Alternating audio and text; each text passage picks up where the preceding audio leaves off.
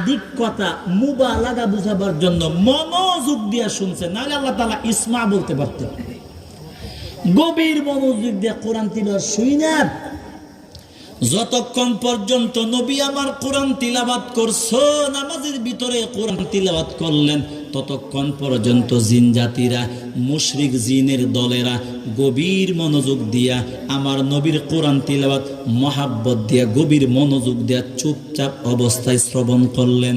গভীর মনোযোগ দিয়া চুপচাপ অবস্থায় কোরআন তিলাওয়াত শোনার পরে আমার নবীর নামাজ যখন শেষ, আমার নবীর নামাজ শেষ হওয়ার পরে ওই মুশরিক জিনগুলি তারা সুন্দর করে তাদের দেশের মধ্যে, মানে তাদের গোত্রের মধ্যে চলে গেলেন।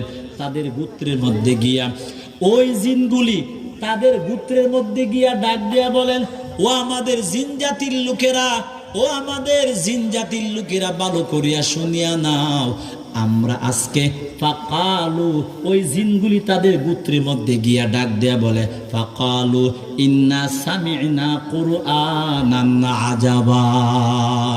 ওই জিন জাতিরা ডাক দেয়া বলে, মুশরিক জিনেরা নবীর কোরআন তিলাওয়াত শুনিয়া ওদের কি বলে গোত্রের কাছে গিয়া বলেন, ও জিন জাতিরা, আজকে আমরা এমন এক আশ্চর্য কোরআনের তিলাওয়াত শুনলাম যে আমরা আমাদের জিন্দেগিতে এত সুন্দর এমন আশ্চর্য কোরআন জীবনে আমরা কখনো শুনি না। মানে ওই জিনগুলি ছিল মুশরিক, আল্লাহ মানত না, কোরআন তিলাওয়াত তো জীবনে শুনেই নাই। ওই জিন জাতিরা ডাক দিয়া বলে, ও আমাদের কওমের লোকেরা, এমন একটা কোরআন আমরা এমন একটা কোরআনের তিলাওয়াত আমরা শুনলাম, এক চাইতে সুন্দর কোরআন আমরা জীবনে কখনো শুনি নাই, এমন আশ্চর্য কোরআন আমরা জীবনে কখনো শুনি নাই, এমন ব্যক্তির জবান থেকে আমরা শুনলাম, এমন সুন্দর কণ্ঠওয়ালা জবান আমরা কখনো শুনি নাই। জিন জাতিরা গভীর মনোযোগ দিয়া, একদম আদব রক্ষা করে গভীর মনোযোগ দিয়া জিন জাতিরা আল্লাহর নবীর নামাজের কোরআন তিলাওয়াত শুনলেন এবং জবানকে চুপ রাখলেন।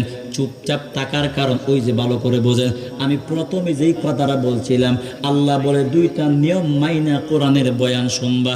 এক নাম্বার গভীর মনোযোগ লাগবে, দুই নাম্বার জবান চুপ লাগবে।